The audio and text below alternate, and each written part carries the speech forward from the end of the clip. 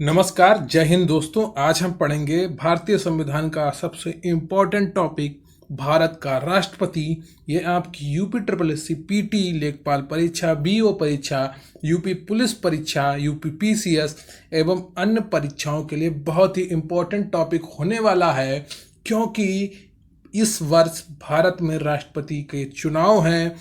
इन चुनावों की वजह से ये टॉपिक बहुत ही इम्पॉर्टेंट बन जाता है आने वाली परीक्षाओं के लिए। तो कृपया वीडियो को पूरा देखें और अच्छे से पढ़ाई करें। आपके लिए ये वीडियो बहुत ही महत्वपूर्ण होने वाला है। तो चलिए शुरू करते हैं, लेकिन उससे पहले मेरी आपसे एक रिक्वेस्ट है कि वीडियो को लाइक कर लें और चैनल को सब्सक्राइब कर लें। प्लीज़ यार, इतना तो बनता है ना, कर दो। आप लोग पूरा वीडियो देखा करो, तभी आपकी पढ़ाई अच्छी और मजबूत होगी और मेरी भी मेहनत सफल होगी। ठीक है, तो चलिए शुरू करते हैं भारत के राष्ट्रपति से जुड़े कुछ महत्वपूर्ण तथ्य समझकर। तो भारत का राष्ट्रपति भारत का संवैधानिक प्रमुख होता है। यह तीनों सेनाओं का अध्यक्ष यानी कि सेनापति होता है। भारत सरकार के सभी कार्य राष्ट्रपति के नाम से संपन्न होते हैं। भारत के प्रथम राष्ट्रपति डॉक्टर राजेंद्र प्रसाद जी थे। ये सभी तथ्य बहुत ही इंपॉर्टेंट हैं और आपको याद रखने चाहिए।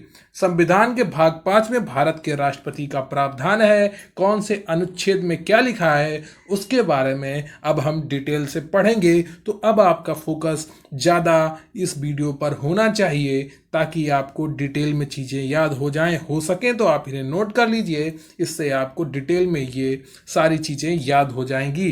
तो चलिए शुरू करते हैं। अनुच्छेद 52 में क्या लिखा है कि भारत का एक राष्ट्रपति होगा। अनुच्छेद 52 में लिखा है कि भारत का एक राष्ट्रपति होगा।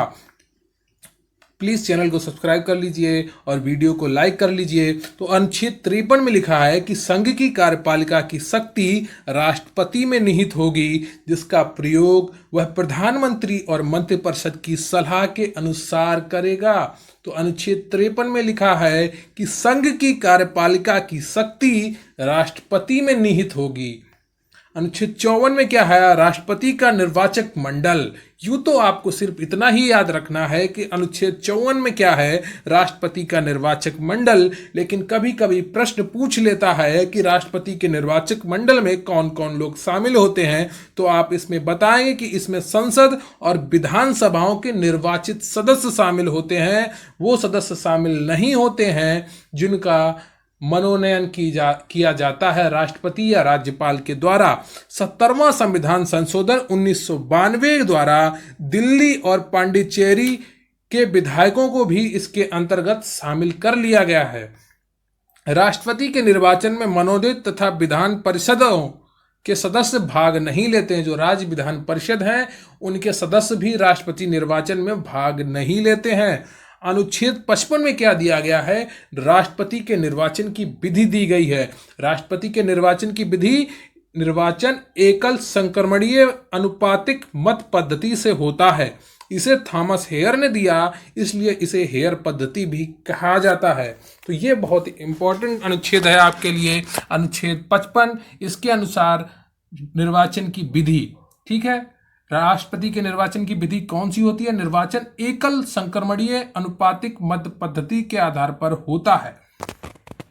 अनुच्छेद 56 क्या कहता है? अनुच्छेद 56 कहता है कि भारत के राष्ट्रपति का कार्यकाल या पदावधि, यूं तो सामान्यतः राष्ट्रपति 5 वर्ष के लिए चुने जाते हैं, लेकिन अनुच्छेद 61 के तहत जो महाभियोग चलता है उससे उन्हें पहले भी हटाया जा सकता है, या राष्ट्रपति अपना इस्तीफा देकर, अपना त्याग पत्र देकर इस पद को रिक्त कर सकते हैं। 5 वर्ष से पहले राष्ट्रपति अपना त्याग पत्र उपराष्ट्रपति को देगा। अनुच्छेद 57 में लिखा है राष्ट्रपति पुनर्वाचित होने की योग्यता क्या होगी? तो भारत में राष्ट्रपति कितनी भी बार पुनर्वाचित हो सकता है, लेकिन अमेरिका में सिर्फ 2 बार। अनुच्छेद 58 राष्ट्रपति बनने की योग्यता है। अब राष्ट्रपति बनने की योग्यताएं क्या हैं? वह भारत का नागरिक हो और आयु उसकी 35 वर्ष हो, वह किसी लाभ के पद पर कार्यरत ना हो, उपराष्ट्रपति, राज्यपाल, मंत्री लाभ के पद नहीं हैं, उसमें लोकसभा सदस्य बनने की संपूर्ण योग्यताएं हो, वही भारत का राष्ट्रपति बन सकता है। अनुच्छेद 58 में क्या लिखा है? राष्ट्रपति बनने की योग्यताएं। अनुच्छेद 59 में राष्ट्रपति के पद के लिए शर्तें हैं। वह शासकीय आवास का प्रयोग करेगा। पद अवधि के दौरान उसके वेतन भत्तों में कटौती संभव नहीं है। उसे वेतन भारत की संचित निधि से दिया जाता है। वर्तमान में राष्ट्रपति का वेतन लगभग 5 लाख रुपए प्रति माह है। राष्ट्रपति पद के उम्मीदवार के लिए 50 प्रस्तावक व 50 अनुमोदक होना आवश्यक है। यह प्रश्न भी कई परीक्षाओं में पूछा गया है। जमानत राशि राष्ट्रपति की 15,000 रुपए होती है। कुल वैध मतों का 6% हिस्सा प्राप्त न करने पर यह जमानत राशि जब्त हो जाती है। ठीक है। निर्वाचन की अवधि 2 सप्ताह या 15 दिन होती है। अनुच्छेद 60 में लिखा है कि राष्ट्रपति की शपथ सर्वोच्च न्यायालय का मुख्य न्यायाधीश राष्ट्रपति को शपथ दिलाता है, लेकिन अगर वो अनुपस्थित है तो उसकी अनुपस्थिति में वरिष्ठतम न्यायाधीश राष्ट्रपति को शपथ दिलाएगा। अनुच्छेद 61 में राष्ट्रपति पर महाभियोग बताया गया है, तो इसके लिए 1/4 सदस्यों के प्रस्ताव पर 14 दिन की पूर्व सूचना पर राष्ट्रपति को देनी होती है। ऐसा प्रस्ताव संसद के 2/3 बहुमत से प्रस्तावित होता है। अभी तक किसी भी राष्ट्रपति पर महाभियोग प्रस्ताव नहीं लाया गया है। तो महाभियोग को समझ लेते हैं। महाभियोग एक न्यायिक प्रक्रिया है जो संसद में कुछ विशेष पदों पर आसीन व्यक्तियों के खिलाफ संविधान के उल्लंघन का आरोप लगने पर चलाई जाती हैं। इन पदों में राष्ट्रपति, सुप्रीम कोर्ट व हाई कोर्ट के न्यायाधीश, भारत के निर्वाचन आयुक्त आदि शामिल हैं। भारतीय संविधान के अनुच्छेद 56 के अनुसार महाभियोग की प्रक्रिया राष्ट्रपति को हटाने के लिए प्रयुक्त की जा सकती है। न्यायाधीशों पर महाभियोग का उल्लेख संविधान के अनुच्छेद 124(4) में मिलता है। न्यायाधीशों के खिलाफ महाभियोग 124(4) में मिलता है। इसके तहत सुप्रीम कोर्ट या हाई कोर्ट के किसी न्यायाधीश पर कदाचार या अक्षमता के लिए महाभियोग का प्रस्ताव लाया जा सकता है। अनुच्छेद 62 में क्या लिखा है? राष्ट्रपति पद की आकस्मिक रिक्तता। तो इसमें राष्ट्रपति का निधन हो गया या उन्होंने इस्तीफा दे दिया या कोई दुर्घटना घट गई, तो उसमें क्या होगा? उसमें उपराष्ट्रपति 6 माह के लिए भारत के राष्ट्रपति का कार्यभार संभाल सकता है, लेकिन 6 माह के भीतर राष्ट्रपति का चुनाव करवाना अति आवश्यक होगा। तो राष्ट्रपति की शक्तियां क्या है? अभी तक आपने राष्ट्रपति से जुड़े कुछ महत्वपूर्ण अनुच्छेद देख लिए। अब अन्य महत्वपूर्ण अनुच्छेद जो शक्तियों में विभाजित हैं उनको भी देखेंगे। तो राष्ट्रपति की व्यवस्थापिका के अंतर्गत शक्तियां क्या हैं? अनुच्छेद 79 के अंतर्गत राष्ट्रपति संसद या व्यवस्थापिका का अभिन्न अंग है। तो अनुच्छेद 79 में क्या है? संसद राष्ट्रपति, लोकसभा और राज्यसभा से मिलकर बनती है। अनुच्छेद 80(2) के अंतर्गत राष्ट्रपति राज्यसभा में 12 सदस्यों को मनोनीत करता है। यह क्वेश्चन भी कई बार आपके एग्जाम में पूछा गया है। अनुच्छेद 331 के अंतर्गत 2 सदस्यों को लोकसभा में मनोनीत करता है जो एंग्लो इंडियन होते थे, लेकिन वर्तमान समय में इस अनुच्छेद को समाप्त कर दिया गया है। अनुच्छेद 85 के अंतर्गत राष्ट्रपति संसद का सत्र आहूत, सत्रावसान और भंग करने की अधिकार रखता है। ठीक है, राष्ट्रपति संसद का सत्र बुला सकता है, उसका सत्रावसान कर सकता है और उसे भंग कर सकता है। कौन से अनुच्छेद का? राष्ट्रपति अनुच्छेद 85। अनुच्छेद 86 में प्रत्येक सत्र के प्रारंभ में तथा नवगठित लोकसभा का पहला सत्र तथा संयुक्त अधिवेशन को अभिभाषित मतलब भाषण करता है। कौन? राष्ट्रपति। राष्ट्रपति भाषण कौन से अनुच्छेद के तहत देता है? अनुच्छेद 86। और अनुच्छेद 87 संसद के प्रत्येक वर्ष के प्रथम सत्र को राष्ट्रपति अभिभाषित करता है, अनुच्छेद 87 के अंतर्गत। इसका भाषण राष्ट्रपति के मंत्रिमंडल द्वारा तैयार किया जाता है। अनुच्छेद 99 इसके अंतर्गत राष्ट्रपति प्रोटेम स्पीकर की नियुक्ति करता है। ये स्थायी स्पीकर होता है, अस्थायी अध्यक्ष होता है। 99 इसके अंतर्गत राष्ट्रपति प्रोटेम स्पीकर की नियुक्ति करता है। अनुच्छेद 110 ये बहुत ही इंपॉर्टेंट है, कई बार परीक्षाओं में पूछा जाता है। धन विधेयक राष्ट्रपति की पूर्व अनुमति से लोकसभा में रखा जाता है। इसे लोकसभा अध्यक्ष प्रमाणित करता है। पहले लोकसभा अध्यक्ष उसको प्रमाणित करेगा, फिर राष्ट्रपति के पास जाएगा, उस पर सिग्नेचर राष्ट्रपति करेगा, तब लोकसभा में ये रखा जाएगा। धन विधेयक पर लोकसभा का एकाधिकार होता है। अनुच्छेद 108 संसद के संयुक्त अधिवेशन को बुलाने का अधिकार राष्ट्रपति को देता है। अगर आवश्यकता पड़ने पर राष्ट्रपति संसद का एक संयुक्त सदन बुला सकता है। वो किसके अंतर्गत? अनुच्छेद 108 के अंतर्गत। कृपया चैनल को सब्सक्राइब कर लीजिए और वीडियो को लाइक कर लीजिए। ठीक है, कार्यपालिका संबंधी शक्तियां क्या हैं राष्ट्रपति की? तो अनुच्छेद 53 में आपने पढ़ा कि संघ की कार्यपालिका की शक्ति राष्ट्रपति में निहित होती है। अनुच्छेद 74 इसमें मंत्रिपरिषद का वर्णन किया गया है। ठीक है, अनुच्छेद 75 में लिखा है कि प्रधानमंत्री की नियुक्ति राष्ट्रपति द्वारा ही होगी। अनुच्छेद 76 में लिखा है कि महान्यायवादी की नियुक्ति राष्ट्रपति द्वारा होगी।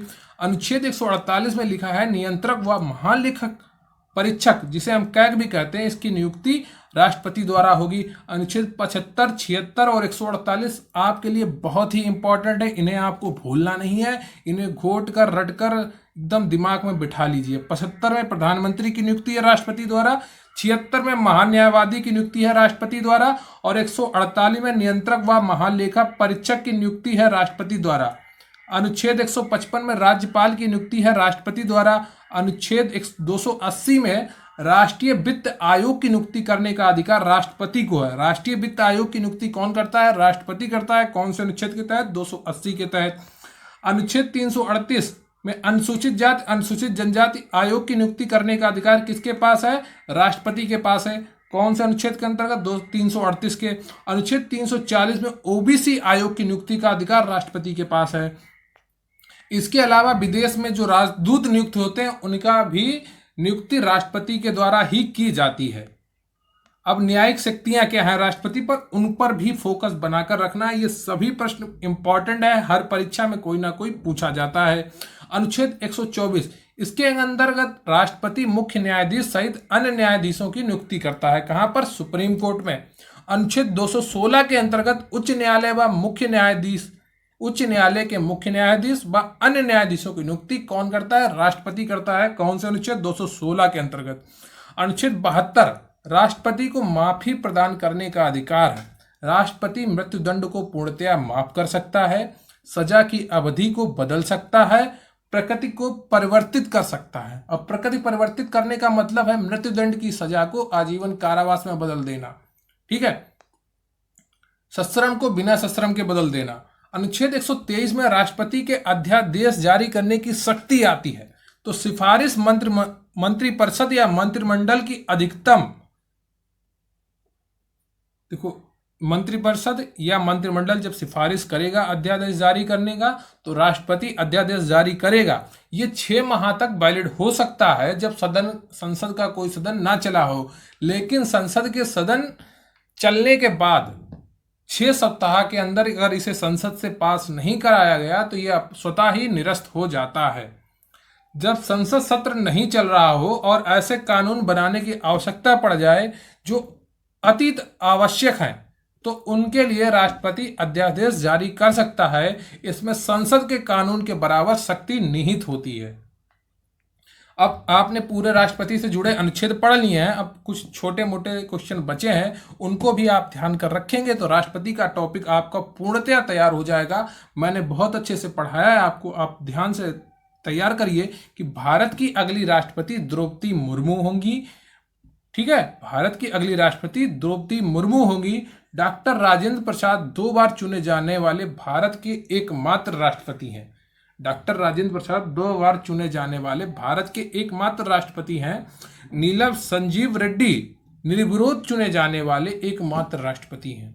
प्रतिभा देवी सिंह पाटिल देश की प्रथम महिला राष्ट्रपति हैं और रामनाथ कोविंद देश के प्रथम दलित राष्ट्रपति हैं। जातियों की बात तो नहीं करनी चाहिए, लेकिन कभी कभी प्रश्न पूछ लिया जाता है तो इसलिए मैं आपको बता रहा हूं कि रामनाथ कोविंद देश के प्रथम दलित राष्ट्रपति हैं, प्रतिभा देवी सिंह पाटिल देश की प्रथम महिला राष्ट्रपति हैं, नीलम संजीव रेड्डी निर्विरोध चुने जाने वाले एकमात्र राष्ट्रपति हैं, डॉक्टर राजेंद्र प्रसाद 2 बार चुने जाने वाले एकमात्र राष्ट्रपति हैं। ठीक है, और अगली राष्ट्रपति ये द्रौपदी मुर्मू होंगी जो कि एक महिला राष्ट्रपति होंगी।